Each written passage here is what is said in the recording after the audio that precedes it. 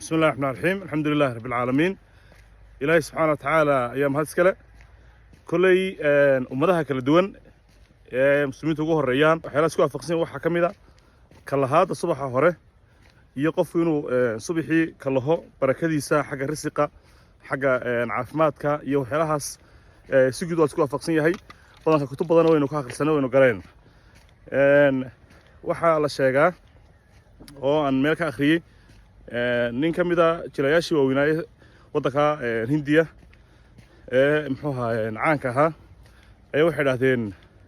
wuxuu ka sheekay qisadiisii dhalinyarnimadii iyo yaraantii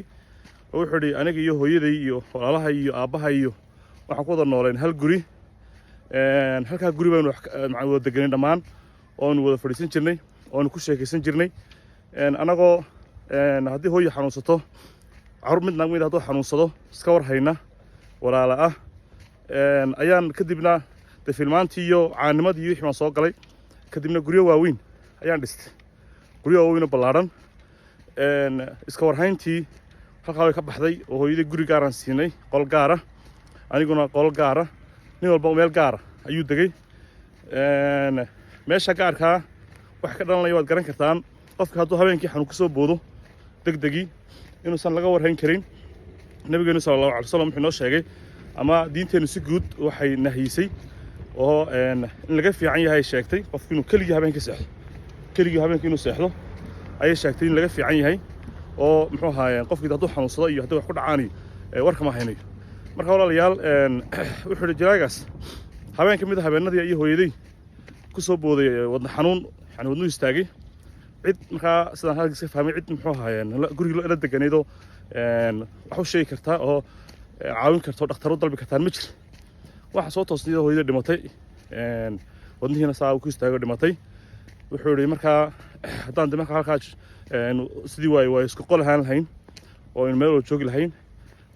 لقيا من ده محقق يقدر كربيت هذا محمد قبل الناس هذا كله يسويه سو طبعا حسن في الوقف مسلم ما حقا وحن كحسوستي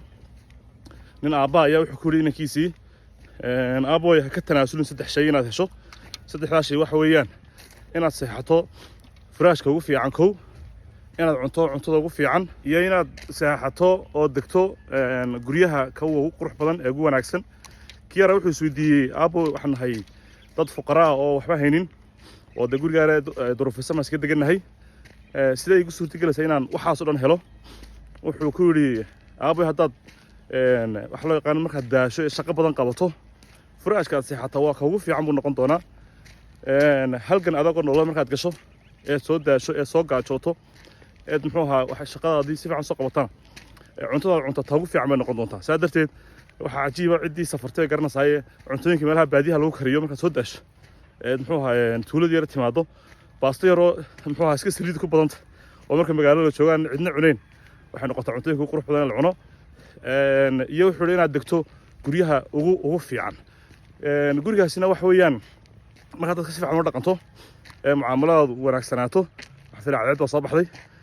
mucaamalaadu wanaagsanaato dhaqankaaguna wanaagsanaado waxaad degaysaa qulubta dadka ayaad degaysaa qulubtaasina wax loo yaqaan noqonaysaa inaad si fiican ugu soo dhaweeyo qulubaha dadka ee balbalaaran wanaagsan inaad degto mucaamalaadu wanaajiso ilaahay idin insha Allah ta'ala inuu dadaalno oo noloshooyinu basiidka yar iska tahay